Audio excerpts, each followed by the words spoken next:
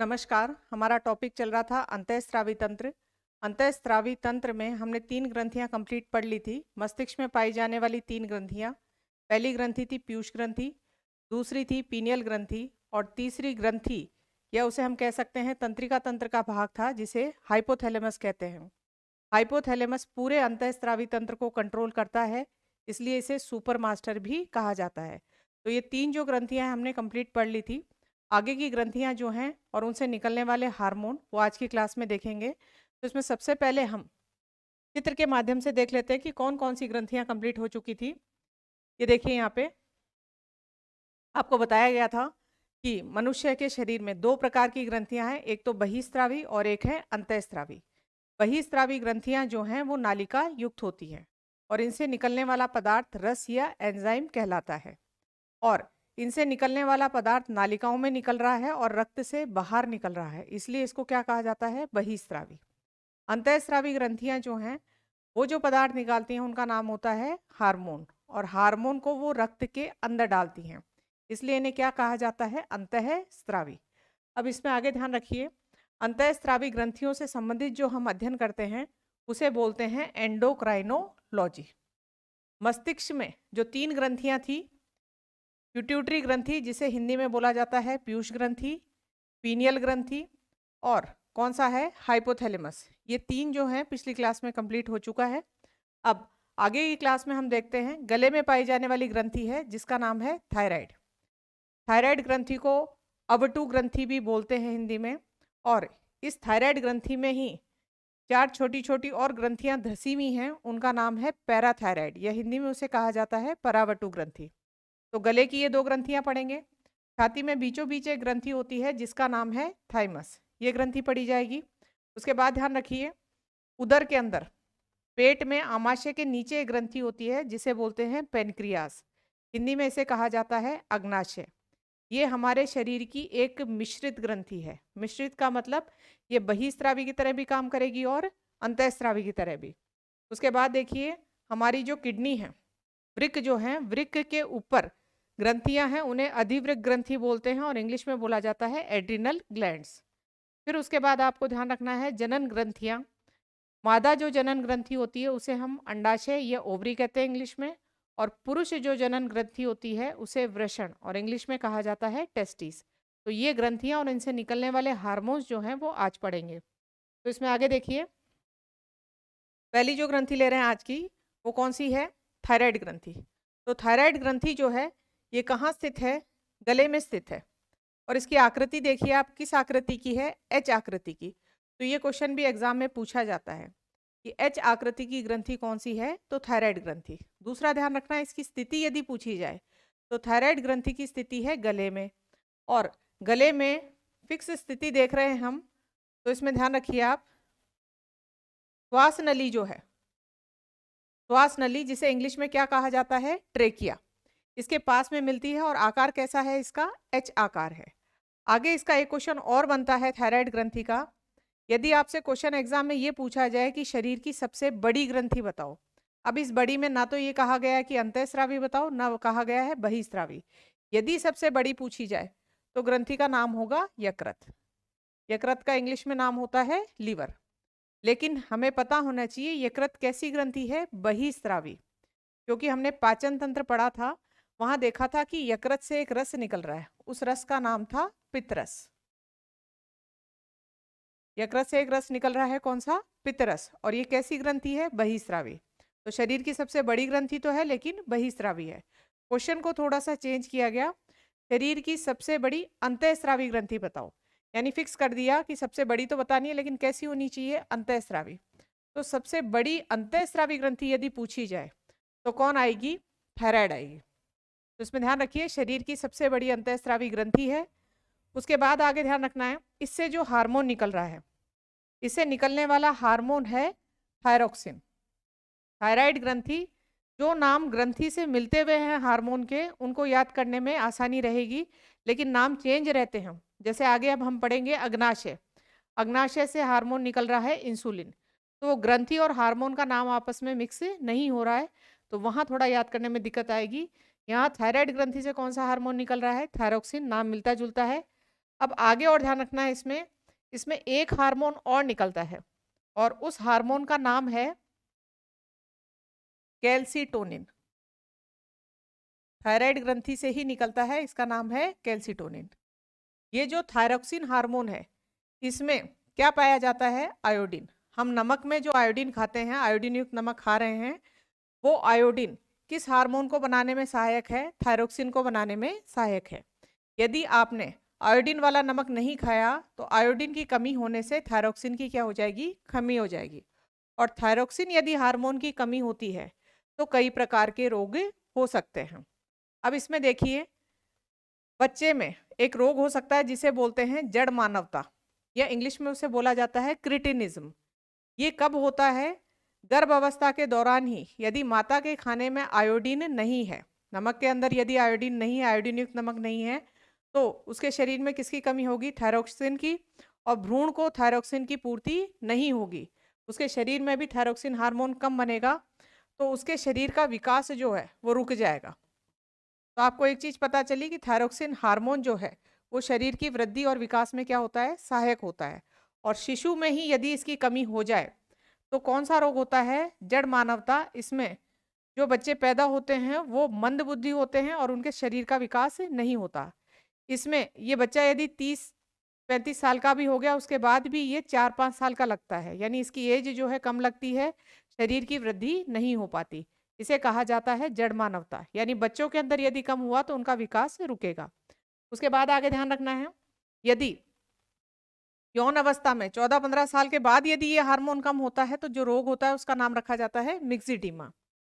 Thyroid की कमी होना, इसको एक नाम और देते हैं हाइपोथायरॉयडिज्म। हाइपो शब्द का अर्थ हमेशा क्या होता है? कमी। जैसे आपको रक्त वाले चैप्टर में पढ़ाया था कि यदि हाइपोटेंशन लिखा हुआ है यानी ब्लड प्रेशर का क्या होना? कम होना, और हाइपरटेंशन लिखा है इसका मतलब क्या है? ब्लड प्रेशर का ज़्यादा होना। तो थायराइड की कमी जो है, थायरोक्सिन हार्मोन की कमी, इसे हाइपोथायरॉयडिज्म भी कहा जाता है। एक और ध्यान रखिए, अगर थायरोक्सिन हार्मोन की कमी होती है तो ये जो ग्रंथि है, थायराइड ग्रंथि, ये बड़ी हो जाती है, ये सूज जाती है, और सूजने की वजह से जो रोग होता है उसको हम बोलते हैं ठेंगा रोग। ये इसे क्या कहा जाता है? गोइटर कहा जाता है। एक चीज और ध्यान रखनी है, जो पहाड़ी क्षेत्र के लोग हैं, पहाड़ी क्षेत्र में ये रोग बहुत ज्यादा होता है, क्योंकि पहाड़ी क्षेत्र की वनस्पति जो है उसमें आयोडीन की मात्रा क्या होती है? कम होती है। तो पहाड़ी क्षेत्रों में नमक के द्वारा आयोडीन की पूर्ति करना क्या है? जरूरी है। इसलिए ये एक प्रकार का कैसा रोग है? स्थानिक रोग है, यानी किसी स्थान विशेष में होने वाला। और स्थान विशेष में होने वाले जो रोग हैं उन्हें हम इंग्लिश में एंडेमिक बोलते हैं।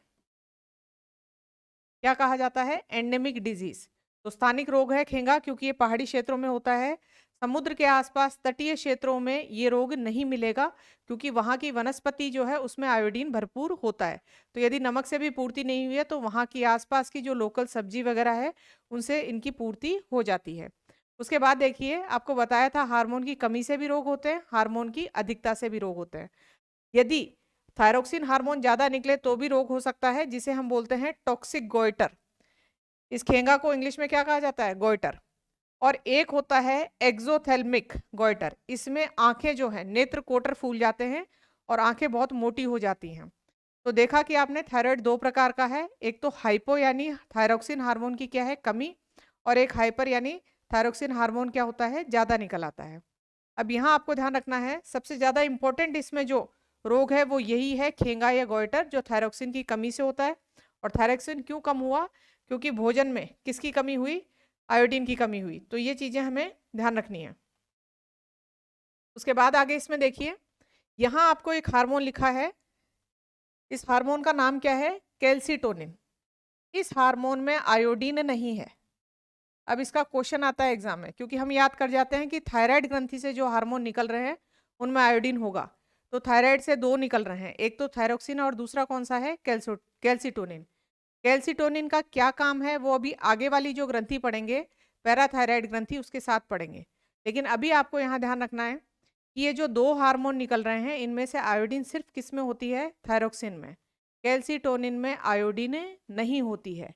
तो क्वेश्चन पूछा जाता है कि थायराइड ग्रंथि से निकलने वाला आयोडीन रहित हार्मोन बताइए। तो आयोडीन रहित हार्मोन कौन सा है? कैल्सीटोनिन।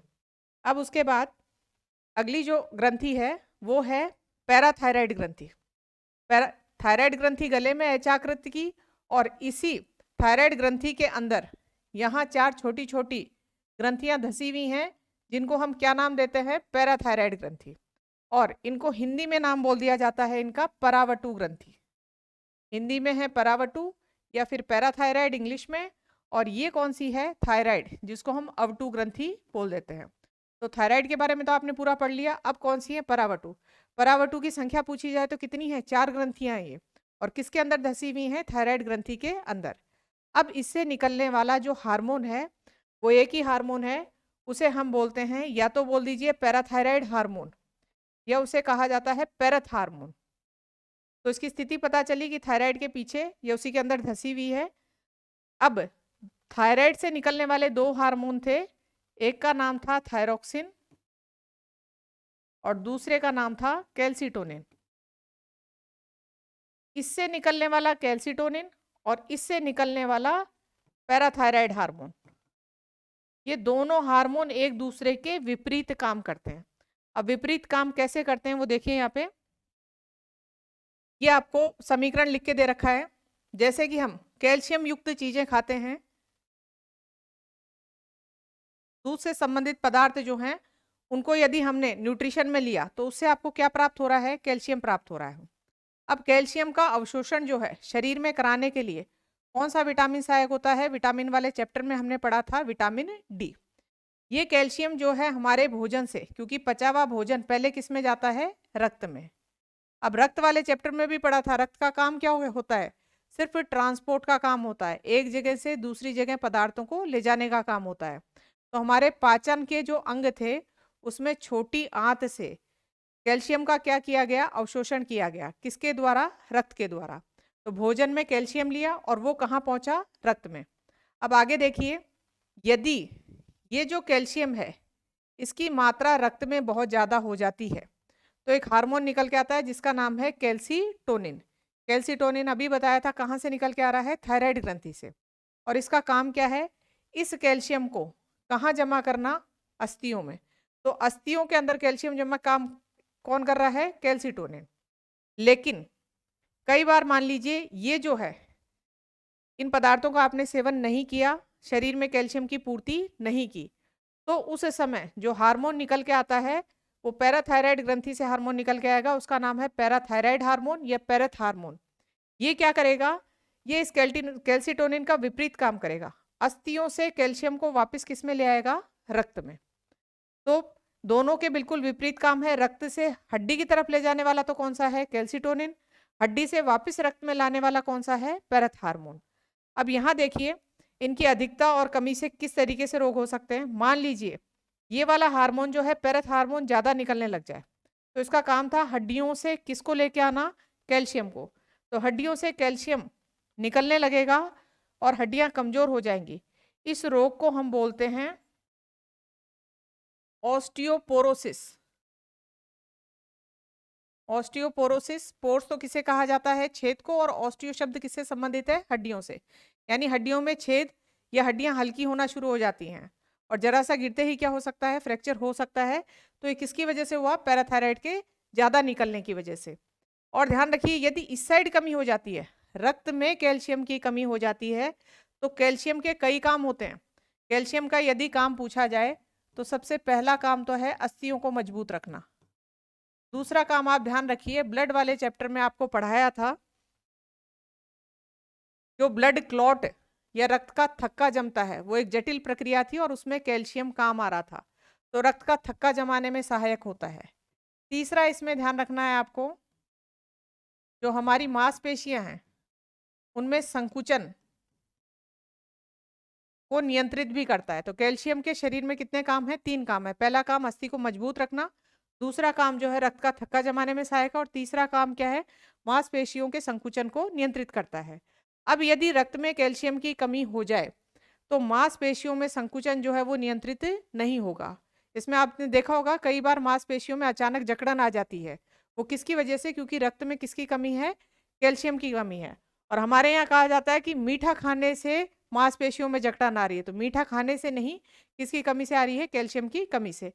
तो ये जो दो हार्मोन एक दूसरे के विपरीत काम कर रहे हैं, ये तो कौन सी ग्रंथि से निकल के आया है? थायराइड से। और ये किससे निकल के आया है? पैराथायराइड से। उसके बाद आगे देखिए, इसमें अगली ग्रंथि है थाइमस ग्रंथि।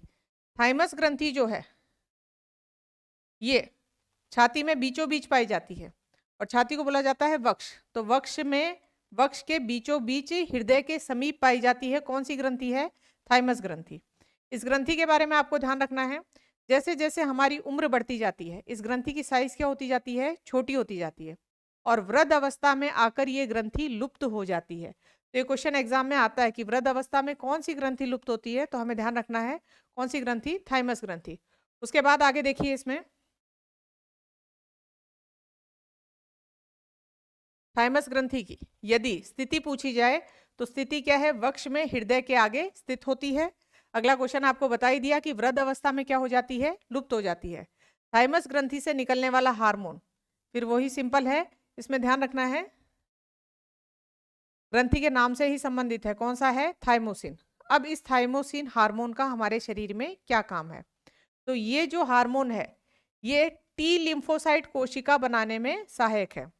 टी लिम्फोसाइट कोशिकाएं आगे क्या बनाती हैं? एंटीबॉडीज। अब जिन्हें एंटीबॉडीज ध्यान नहीं है वो ध्यान रखिए, हमारे शरीर में यदि सूक्ष्म जीव प्रवेश करते हैं जो हमें रोग फैला सकते हैं, तो ये रोग फैलाने वाले सूक्ष्म जीव हैं, इन्हें कहा जाता है पैथोजेंस। अब सूक्ष्म जीव कौन कौन से हो सकते हैं? जीवाणु हो सकता है, विषाणु हो सकता है, प्रोटोजोवा हो सकता है, कवक हो सकता है। मानव के जो रोग पड़ेंगे उनमें ये सारी चीजें पड़ेंगे। तो ये सूक्ष्म जीव जो हमें रोग फैलाते हैं उन्हें बोलते हैं पैथोजेंस। और यदि रोगों का अध्ययन किया जा रहा है तो उसे कहा जाता है पैथोलॉजी। अब ये जो जीव शरीर में जा रहे हैं वो जीव हमारे शरीर के लिए बाहर के जनी हैं, इनको इंग्लिश में बोलते हैं एंटीजेंस या हिंदी में नाम दिया जाता है प्रतिजनी। अब इन प्रतिजनी को खत्म करने के लिए हमारा शरीर रिएक्शन देता है और जो हमारे शरीर में टी लिम्फोसाइट कोशिकाएं होती हैं वो क्या बना के देती हैं? एंटीबॉडीज। एंटीबॉडीज को हिंदी में कहा जाता है प्रतिरक्षी। यानी शरीर में प्रतिजनी प्रवेश किए उनके विरोध में क्या बनी है? प्रतिरक्षी। और ये प्रतिरक्षी इन प्रतिजनी को खत्म करने की कोशिश करती हैं। इसलिए आप कई बार देखते होंगे हल्का सर्दी जुकाम वगैरह लगा, इसका मतलब शरीर में क्या हो चुका है? संक्रमण हो गया, यानी एंटीजेंस प्रवेश कर गए हैं। लेकिन आप बिना दवाई 2-3 दिन बाद सही हो जाते हो। बिना दवाई इसलिए क्योंकि आपके शरीर ने क्या बनाई है? एंटीबॉडीज बनाई हैं और उन्होंने एंटीबॉडीज ने एंटीजेंस को क्या कर दिया है? खत्म कर दिया है। या हिंदी में बोलिए प्रतिरक्षी ने प्रतिजनी को क्या कर दिया है? खत्म कर दिया है।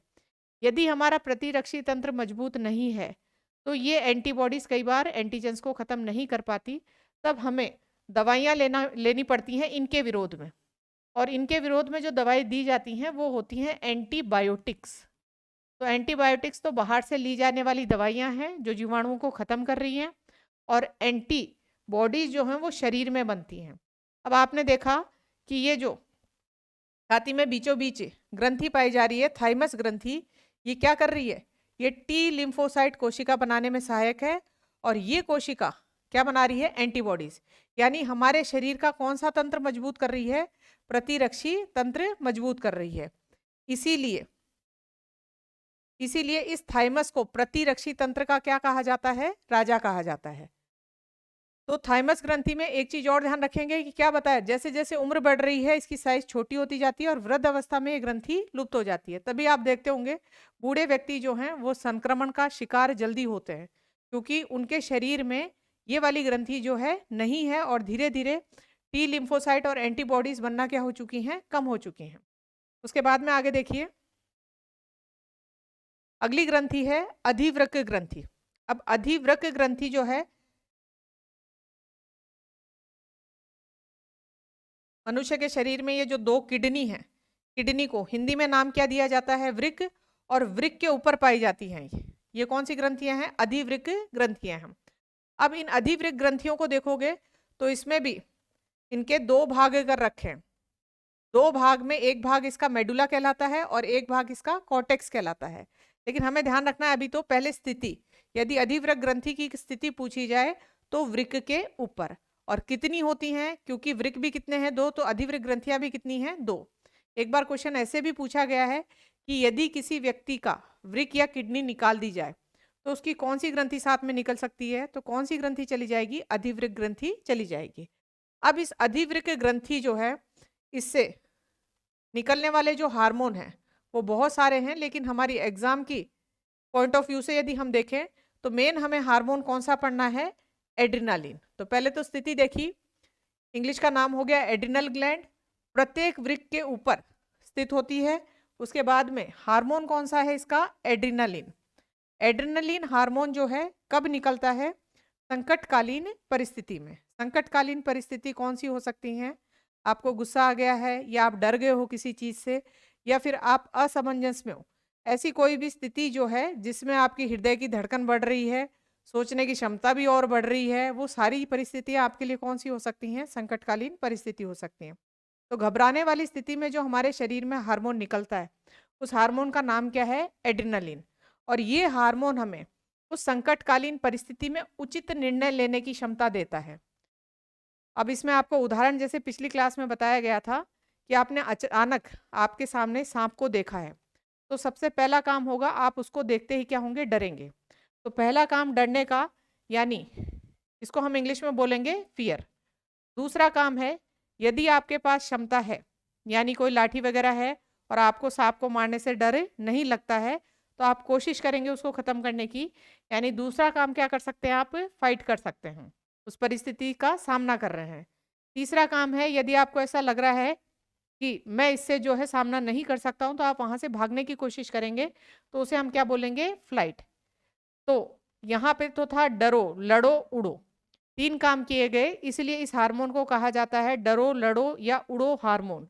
और 3 एफ हैं, इसलिए इस हार्मोन को 3F हार्मोन भी कहा जाता है। इस हार्मोन को कई बार ये नाम भी दिया जाता है, डू एंड डाई, यानी करो या मरो हार्मोन। तो संकटकालीन परिस्थितियों में जो हमारे शरीर में हार्मोन निकलता है वो है एड्रेनालिन। और इसमें आप ध्यान रखना, एग्जाम में जैसे ही आप पेपर खोलते हैं, जाके बैठते हैं, और शुरू के यदि 5-10 प्रश्न जो है, आपने बहुत अच्छी तैयारी की है और शुरू के 5-10 प्रश्न जो हैं ऐसे आ गए जो आपने नहीं देखे थे, तो अचानक से जो आप घबराते हो, उस स्थिति में कौन सा हार्मोन निकलता है, एड्रेनालिन। ये एड्रेनालिन आपकी उस स्थिति को कंट्रोल कर लेता है। तो अगले क्वेश्चन, जो 11वां क्वेश्चन है, जो आपको थोड़ा बहुत आता है, तो उससे आप पेपर को कंट्रोल कर पाते हो। और यदि शरीर जो है इस एड्रेनालिन से सामंजस्य में नहीं बैठा, तो कई बार ब्लड प्रेशर वगैरह बहुत हाई होने से और बहुत ज़्यादा घबराने से हमारी जो शरीर में मेमोरी सेल्स होती हैं मस्तिष्क के अंदर, जो आपको याद, आपने जो भी याद किया है वो पैकेट्स के रूप में होता है आपके दिमाग में, और वो याद की गई चीज़ें जिन्हें हम बोलते हैं स्मृति चिन्ह है आपके दिमाग में, वो आपका बहुत ज़्यादा ब्लड प्रेशर बढ़ने की वजह से वो पैकेट्स कई बार क्या हो जाते हैं, जल जाते हैं, जिसे बोलते हैं बर्न हो गए हैं वो, और उसकी वजह से आप जो है पूरा सिलेबस ही भूल जाते हो, और जिसे कहते हो कि मैं पेपर में क्या हो गया था, ब्लैंक हो गया था। यानी एक घबराहट की वजह से जो कुछ भी आपको आता था वो भी आप पेपर में करके नहीं आए। तो शरीर ने कोशिश तो की थी पहले एड्रेनालिन हार्मोन को निकाल के आपको सामंजस्य बैठाने की, लेकिन फिर भी कंट्रोल नहीं हो पाया, तो आपके जो स्मृति चिन्ह है ये सारे क्या हो गए हैं, विलोपित हो चुके हैं, और पेपर ब्लैंक होने की वजह से पूरा पेपर बिगड़ जाता है। उसी पेपर को आप जब महीने भर बाद संभालते हो तो आप देखना कि वो स्मृति चिन्ह पूरी परमानेंट जो हैं पूरे खत्म नहीं हुए, धीरे धीरे वापस रीजनरेट होते हैं, फिर आपको सारी बातें वापस याद आती हैं कि ये तो पढ़ा था लेकिन एग्जाम सेंटर में मुझे याद नहीं आया। तो इसीलिए जो एग्जाम टाइम में लास्ट का मोमेंट होता है उस टाइम घबराहट से बचना चाहिए। उसके बाद आगे देखिए, तो ये अधिवृक्क देखिए, अगली ग्रंथि जो है हम पढ़ेंगे अग्नाशय। अग्नाशय को इंग्लिश में कहा जाता है पेनक्रियास, और ये हमारे शरीर की एक मिश्रित ग्रंथि है। तो इसमें देखिए, सबसे पहले हम इसकी स्थिति देख लेते हैं कि अग्नाशय कहाँ पे है।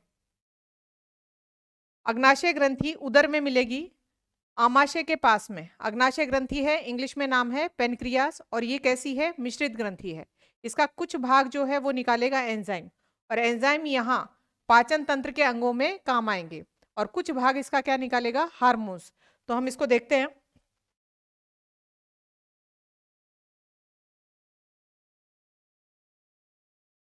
तो सबसे पहली बात तो आपको ध्यान रखनी है कि अग्नाशय जो है वो कैसी ग्रंथि है?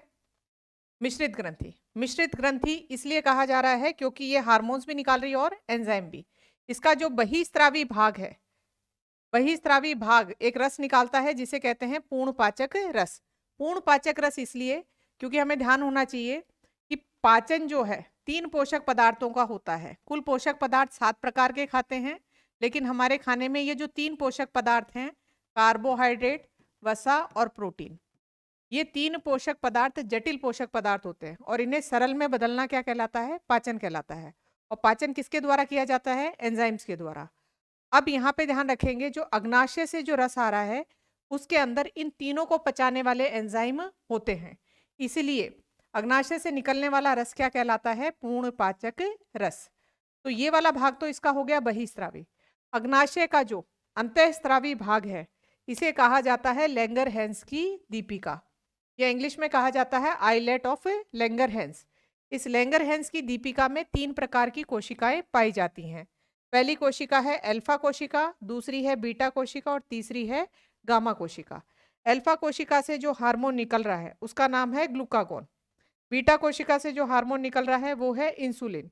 गामा से निकल रहा है वो है सोमेटोस्टेनिन। अब यहाँ पे ये पूरा चित्र आपको इसलिए बताया है क्योंकि क्वेश्चन आता है एग्जाम में कि इंसुलिन कहाँ से स्रावित होता है। तो इंसुलिन में यदि कोशिका पूछी जाए तो कोशिका आपको ध्यान रखनी है कौन सी? बीटा कोशिका। यदि और एड्रेस पूछा जाए तो लैंगरहैंस की दीपिका भी लिखा आ सकता है कि इंसुलिन कहाँ से निकलता है? लैंगरहैंस की दीपिका से। और पूरे अंग का या ग्रंथि का नाम ही पूछा जाए तो कौन सी ग्रंथि है? अग्नाशय ग्रंथि जो है वो इंसुलिन निकालती है।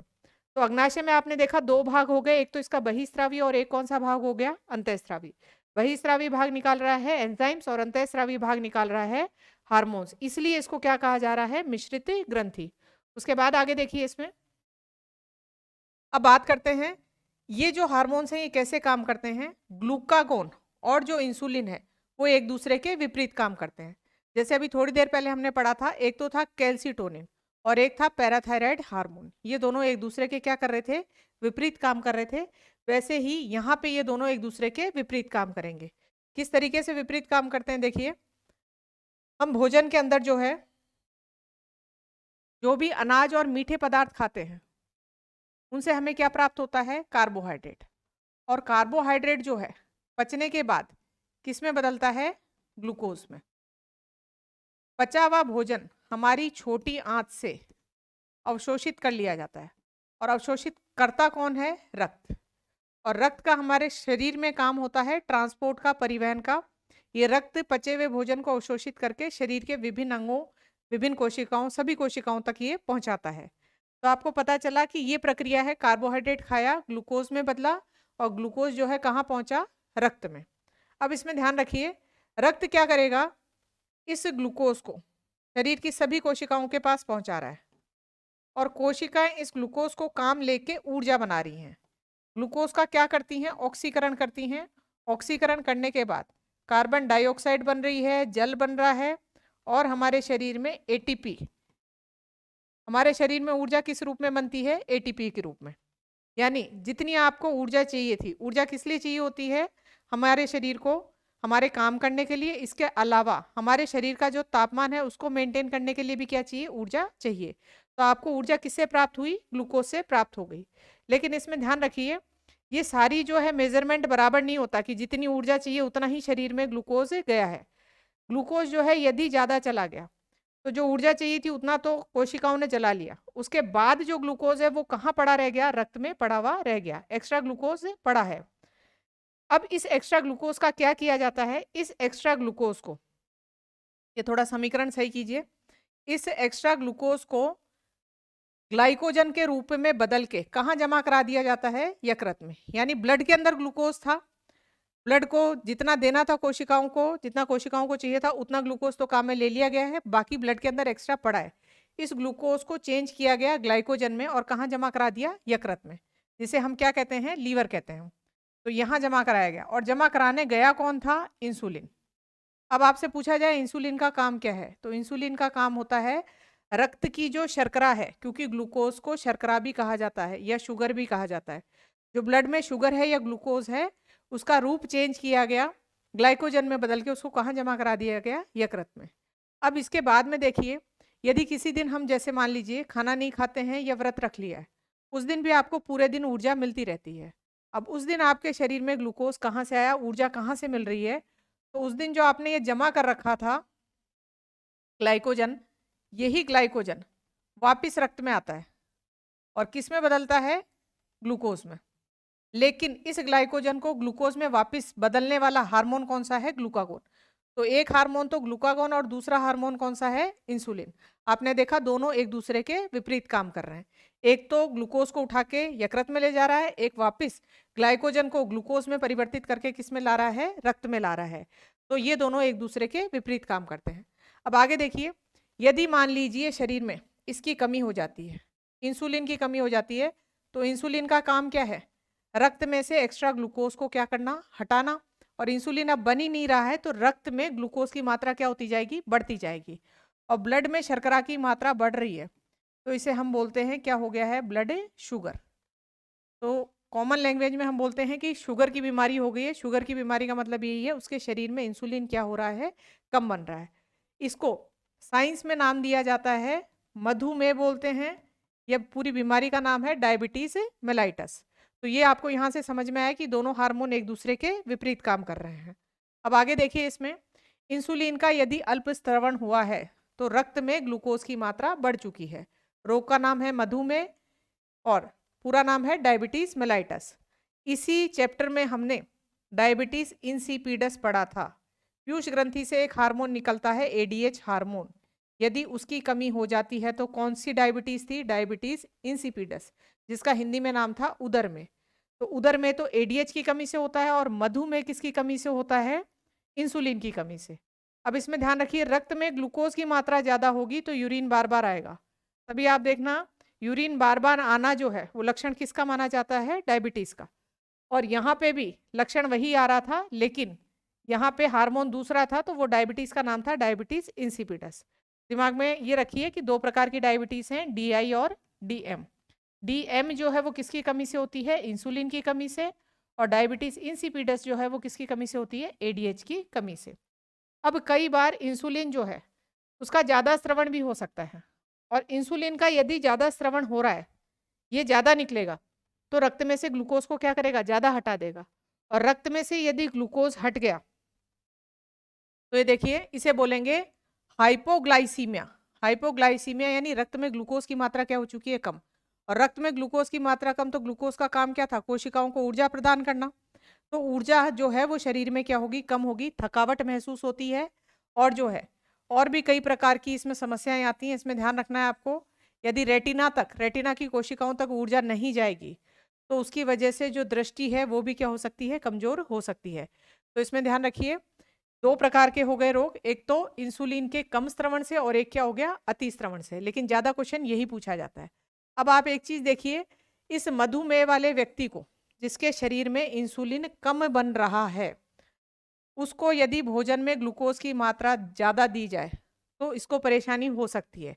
इसलिए इसके खाने में मीठी चीज़ें क्या कर दी जाती हैं, बंद कर दी जाती हैं, क्योंकि मीठी चीज़ों में ग्लूकोज की मात्रा क्या होती है, ज़्यादा होती है।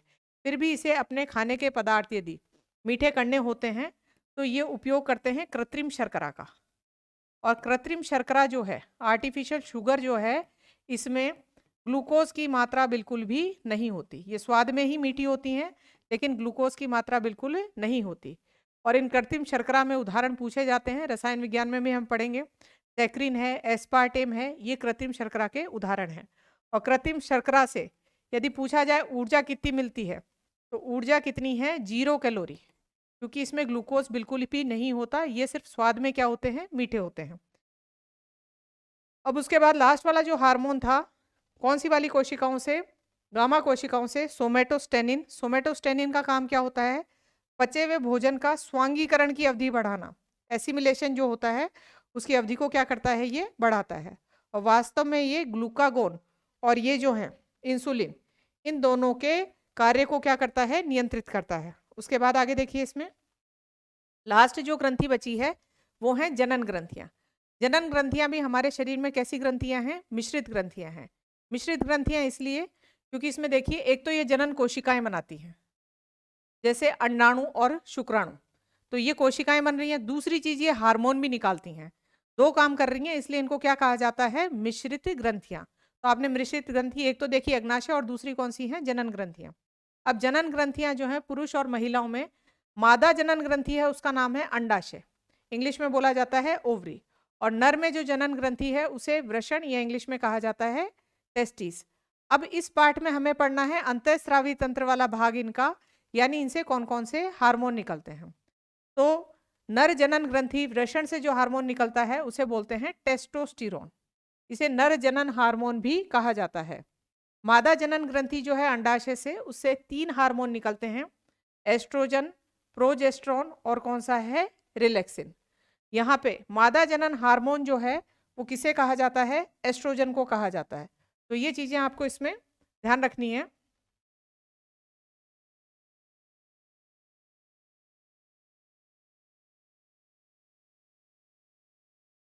अब देख लीजिए यहाँ पे टोटल ग्रंथियां हमने पढ़ ली हैं, उनसे निकलने वाले हार्मोन और हार्मोन की कमी से या अधिकता से जो रोग होते हैं वो कंप्लीट पढ़ लिए हैं। अगली क्लास में इस पार्ट से संबंधित जो एमसीक्यूज हैं वो देखेंगे। धन्यवाद।